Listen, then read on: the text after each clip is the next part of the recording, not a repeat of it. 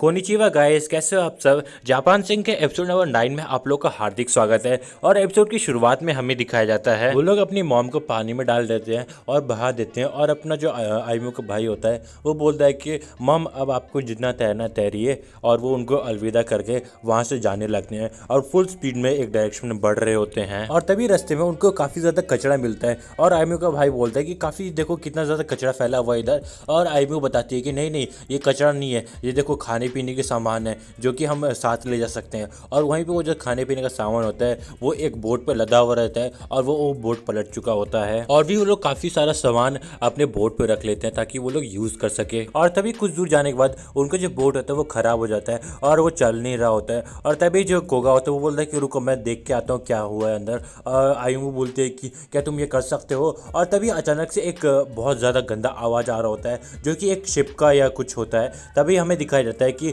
वहाँ पे एक बहुत बड़ा मिलिट्री शिप आ चुका होता है और वहीं जो वो बोट होता है वो उनके बोट के सामने आके रुक जाता है। और तभी अपना जो काइट होता है वो उसमें से निकलता है और बोलता है तुम लोग काफ़ी ज़्यादा टफ हो, तुम लोग यहाँ तक सरवाइव कर गए। और कोगा बोलता है कि तुम भी बहुत ज़्यादा कूल हो और टफ हो। और फिर काइट बोलता है कि जल्दी से इस बोट पे आ जाओ, यहाँ अंदर में ठंडी नहीं लग रहा है। तभी वो आयुमू के गले में जो पेंडेंट होता है उसको देखते हैं और वो बोलता है कि ये। और फिर तभी आयुमू बताती है कि हाँ, जो मेरी मॉम है वो अब इस दुनिया में नहीं है। और फिर हमें दिखाया तो वो लोग अंदर बैठ चुके होते हैं और वो लोग आगे बढ़ रहे होते हैं। और आगे जैसे बढ़ते हैं अचानक से अर्थक्वेक आ जाता है और उनका जो शिप होता है वो पूरा हिलने लगता है। और अपनी जो आइमू होती है वो बोलती है क्या ये अर्थक्वेक है। और फिर काइट होता है वो बताते हैं कि हाँ ये अर्थक्वेक है। और फिर नेक्स्ट सीन में हमें दिखाया जाता है वो लोग एक आइलैंड पे होते हैं जो कि बहुत ही छोटा सा होता है और उसके ऊपर एक पूरा टावर होता है जिसकी मदद से शिप को डायरेक्शन दिया जाता है। और वो लोग वहाँ पे आते हैं और वो लोग एक कैन खोल रहे होते हैं और तभी देखते हैं कि उधर से एक जो पानी का फव्वारा होता है वो उठता है और उनके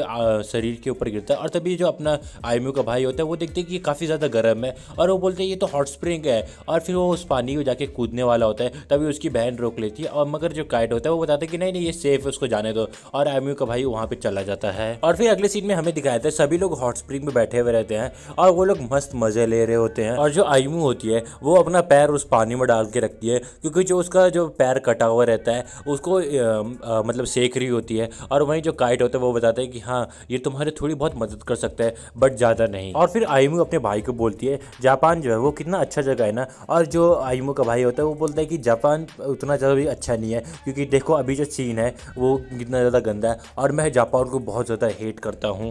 और फिर सुबह का सीन दिखाया जाता है जहाँ पे कि वो लोग जाने के लिए रेडी रह जाते हैं और वो लोग बताते हैं कि वो लोग कोऑर्डिनेट्स की तरफ जा रहे हैं जो भी कोऑर्डिनेट दिया गया है मिस्टर ओनोडेरा के द्वारा। और फिर वो जो आइमू होती है वो पूछती है उधर है क्या। तो वो बताता है कि वो ऐसी जगह है जो कि जापान की सबसे आखिरी जगह होगी जो कि सिंक नहीं हुई होगी या सबसे लास्ट में जाके वो जगह सिंक होने वाली है।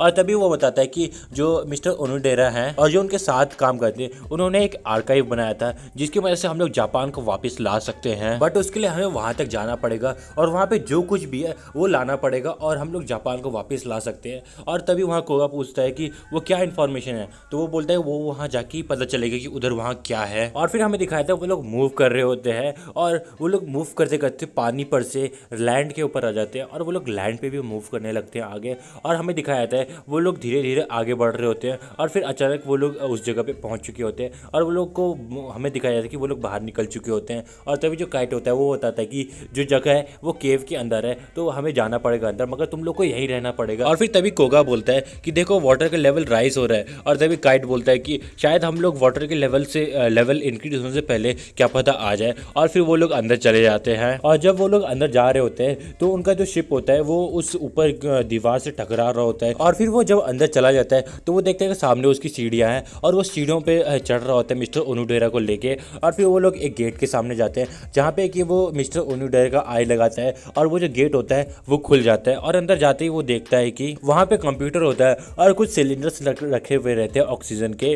और तभी जो काइट होता है वो मिस्टर ओनोडेरा को नीचे लेटा देता है और उनका मुंह खोलता है और उनके दांत में से एक पेन ड्राइव या टाइप कुछ निकालता है जो कि उनके दांत में छुपा हुआ रहता है। और फिर वो उस पेन ड्राइव को उस कंप्यूटर में लगा देता है। और फिर तभी हमें दिखाया था जो काइट होता है उस कंप्यूटर में जो इंफॉर्मेशन स्टोर हुए रहते हैं उसको पेन ड्राइव में स्टोर कर रहा होता है। और वो बोलता है कम ऑन जल्दी जल्दी हो। और वो बोलता है कि ये एक मिशन इम्पॉसिबल जैसा लग रहा है। और फिर अचानक से हमें वहाँ पे दिखाया था कि हल्का सा भूकंप आ जाता है और जो वाटर लेवल होता है वो धीरे धीरे इंक्रीज हो रहा होता है। और फिर तभी तभी अचानक से वहाँ पे वाटर लेवल इंक्रीज होने लगता है उस रूम में। और अपना जो काइट होता है वो अपने मन में सोचता है कि यहाँ अगर टॉम क्रूज होता तो वो क्या करता। और फिर अचानक से उस कंप्यूटर में एक ग्लिच आता है और वो देखता है कि वो ग्लिच उस सीपीयू की वजह से होता है जो कि नीचे रखा हुआ रहता है और उसमें पानी घुस रहा होता है। और तभी अपना जो काइट होता है उसका जो हार्ड डिस्क होता है उसको निकाल लेता है और एक बॉक्स में बंद कर देता है ताकि उसमें पानी ना घुस जाए। और तभी हमें मिस्टर ओनिडेरा दिखाए जाते हैं जहाँ पे कि वाटर लेवल इंक्रीज हो रहा होता है और जो मिस्टर ओनिडेरा होते हैं वो नीचे लेटे हुए रहते हैं और उनके ऊपर से पानी बह रहा होता है क्योंकि वो लेवल इंक्रीज हो रहा है। और फिर तभी काइट आता है और उनको उठा देता है और बोलता है कि मैं सिर्फ एक ही ऑक्सीजन सिलेंडर उठा सकता हूँ और आपको उठा सकता हूँ क्योंकि मैं इतना ज़्यादा भारी सामान नहीं उठा पाऊंगा।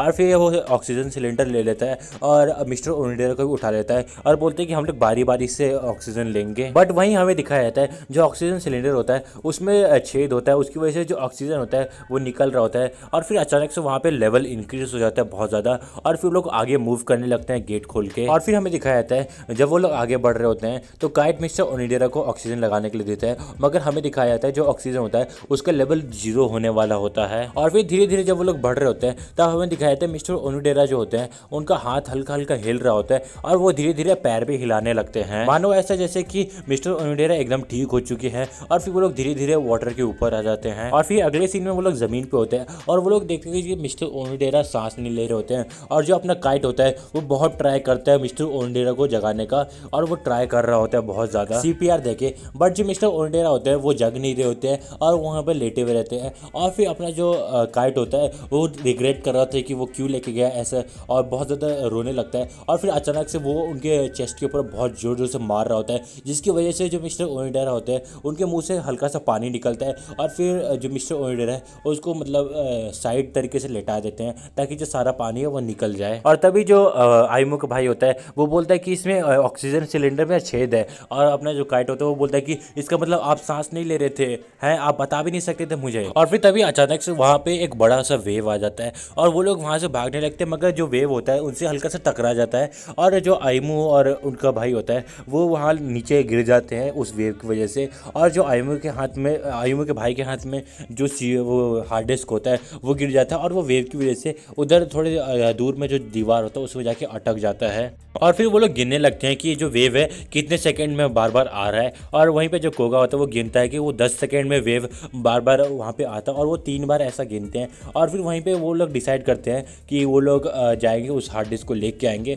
और जो काइट होता है वो बोलता है मैं जाने वाला हूँ उधर। और वहीं पे जो कोगा होता है अपना बैग साइड में रख देता है और बोलता है कि अब मेरी बारी है शाइन करने का। और वो वहाँ पे खड़ा हो जाता है और उस वेव का हिट करने का इंतजार करता है। और जैसे ही वो वेव हिट करके पीछे जा रहा होता है तो वो डिसाइड करता है वो आगे बढ़ेगा। और फिर वो जैसे ही आगे बढ़ता है वो बहुत ही स्पीड में दौड़ रहा होता है और वो दौड़ते हुए अपने मन में सोच रहा होता है कि वो एक मैराथन में दौड़ रहा है और सब लोग उसके बारे में चेयर कर रहे होते हैं कि वो फर्स्ट आने वाला है। और फिर वो वहाँ जाके वो हार्ड डिस्क उठा लेता है और दौड़ते हुए फुल स्पीड में अपनी इस लैंड की तरफ बढ़ रहा होता है। और वो जो है उस लैंड की तरफ पहुँचने ही वाला होता है तभी जो है वो अपना जो हार्ड डिस्क होता है वो उछाल के फेंक देता है आयुमो की तरफ। और तभी वहाँ पे जो बड़ा वेव होता है वो आ जाता है और अपना जो कोगा होता है उसको साथ में लेके चला जाता है। और वहीं पे जो काइट होता है वो चिल्लाने लगता है कि ये मजाक का बात नहीं है, जल्दी से बाहर आ जाओ, तुम्हें पता है तुम्हें तैरना आता है, प्लीज़ जल्दी बाहर आ जाओ, मुझे डर लग रहा है। और यहीं पे कोगा की मौत के साथ ये एपिसोड यहीं पे खत्म हो जाता है। और दोस्तों